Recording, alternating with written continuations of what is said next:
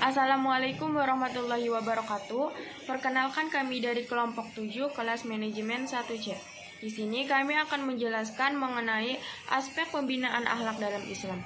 Materi yang pertama akan dijelaskan oleh saya sendiri, yaitu Novi Nurpita Dewi dengan NIM 11210810000027. Materi yang pertama ada pengertian pembinaan. Pembinaan adalah proses, perbuatan, cara membina, pembaharuan, penyempurnaan, usaha, tindakan, dan kegiatan yang dilakukan secara berdaya guna dan berhasil guna untuk memperoleh hasil yang lebih baik.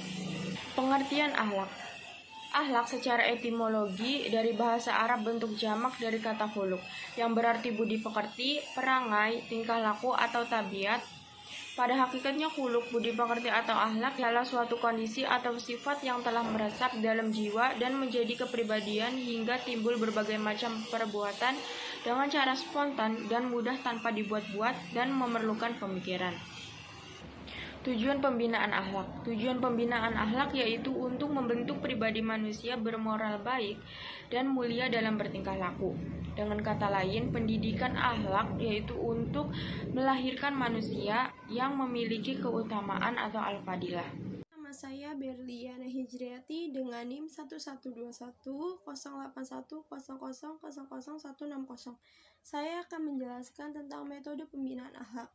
Metode secara harfiah diartikan sebagai sebuah cara, sedangkan makna yang lebih umum diartikan sebagai suatu prosedur yang digunakan untuk mencapai tujuan tertentu.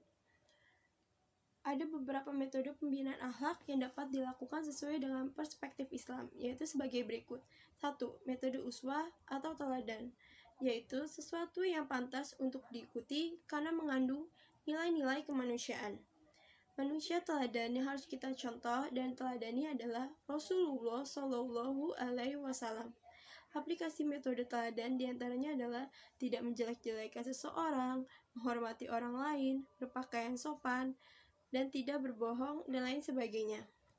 Yang kedua adalah metode takwidiyah atau pembiasaan. Cara etimologi, pembiasaan asal katanya adalah biasa. Pada nasihat Imam Al-Ghazali mengatakan, seseorang anak adalah amanah atau titipan bagi orang tuanya dengan hati yang sangat bersih bagaikan mutiara. Jika dibiasakan dan diajarkan sesuatu kebaikan, maka ia akan tumbuh dewasa dengan tetap melakukan kebaikan tersebut, sehingga ia mendapatkan kebahagiaan di dunia dan di akhirat. Untuk mengembangkan potensi dasar anak adalah melalui kebiasaan yang baik. Oleh karena itu, kebiasaan yang baik dapat mendorong pribadi yang berakhlak mulia, seperti terbiasa dalam keadaan berwudu, terbiasa membaca Al-Quran, terbiasa membaca Asmaul Husna, dan lain-lain sebagainya. Yang ketiga adalah metode qisas, yaitu mengandung arti suatu cara dalam menyampaikan materi pelajaran dengan menuturkan secara kronologis tentang bagaimana terjadinya sesuatu hal, baik yang sebenarnya terjadi ataupun hanya rekan saja. Dalam pendidikan Islam, cerita yang bersumber adalah dari Al-Quran dan hadis. Metode cerita dilakukan dengan cara seperti mendengarkan kaset, video, cerita-cerita tertulis, dan bergambar. Yang terakhir atau metode yang keempat adalah metode sawab atau ganjaran. Pengertian sawab itu sebagai hadiah dan hukum. Metode ini juga penting dalam pembinaan akhlak karena hadiah dan hukuman sama artinya dengan reward and punishment dalam pendidikan barat.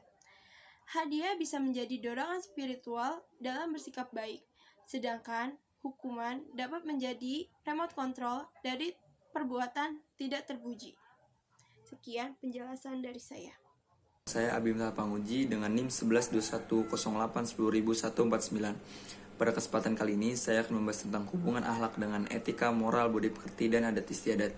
Etika, moral, budi pekerti, dan adat istiadat merupakan 4 hal yang saling berhubungan dengan akhlak, karena 4 hal tersebut dapat membangun akhlak yang baik dan menjadi batas-batasan masyarakat untuk berbuat. Yang pertama ada etika. Etika adalah ilmu yang mempelajari tingkah laku manusia untuk menentukan nilai-nilai baik dan buruknya perbuatan.